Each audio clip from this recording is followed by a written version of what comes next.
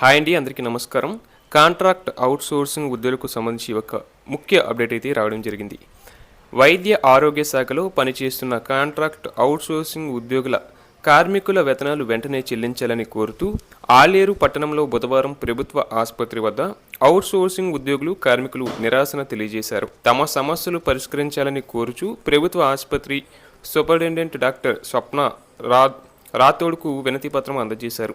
గత కొన్ని నెలల నుండి వైద్య ఆరోగ్య కుటుంబ సంక్షేమ శాఖలలో పనిచేస్తున్న outsourcing contract 104 sanitation, security, patient care ఉద్యోగ కార్మికులకి ఒక్కొక్కరికి 1,00,000 మేర బకాయిలు ఉన్నాయని, జీతాలు రాకపోవడంతో ఆర్థిక ఇబ్బందులు పడుతున్నారని చెప్పారు.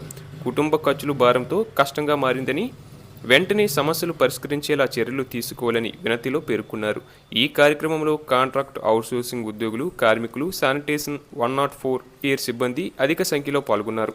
అలాగే మరోవైపు పెండింగ్లో ఉన్న బకాయిలు, గౌరవ వేతనాల చెల్లింపుల్లో జరుగుతున్న జాప్యాన్ని నిరసిస్తూ అనేక నెలలుగా చెల్లించకుండా ఉన్న బకాయిలను తక్షణమే విడుదల చేయాలని డిమాండ్ చేస్తూ వేలాది మంది స్కీమ్ వర్కర్లు మహారాష్ట్రలోని ఆజాద్ మైదాన్లో భారీ ఆందోళన చేపట్టారు. తమ సేవలను క్రమబద్ధీకరించాలని, శ్రమకు తగిన వేతనాలు చెల్లించాలని, బకాయి పడిన జీతాలను తక్షణమే చెల్లించాలని డిమాండ్ చేస్తూ మహారాష్ట్ర వ్యాప్తంగా వేలాది మంది అంగన్వాడీ కార్యకర్తలు, ఆశా కార్యకర్తలు, జాతీయ ఆరోగ్య మిషన్ ఉద్యోగులు సోమవారం నుండి 3 రోజులు నిరసనను ప్రారంభించారు. మంగళవారం 2వ రోజు నిరసన కొనసాగుతుంది.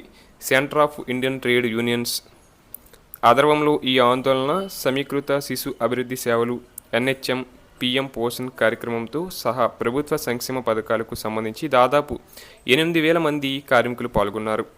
నెలకు కనీస వేతనం 30,000, గ్రాట్యుటీ పెన్షన్ ఇవ్వాలని, కాంట్రాక్ట్ సిబ్బందిని క్రమబద్ధీకరించాలని యూనియన్లు డిమాండ్ చేస్తున్నాయి.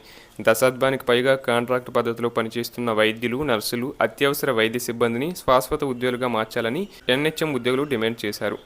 మహిళా శిశు సంక్షేమ అభివృద్ధి శాఖ మంత్రి అతిథి తట్కారే ఉన్నతాధికారులతో యూనియన్ ప్రతినిధులు సమావేశమైనప్పటికీ స్పష్టమైన హామీ లభించకపోవడంతో ఉద్యోగులు నిరసన చేపట్టారు.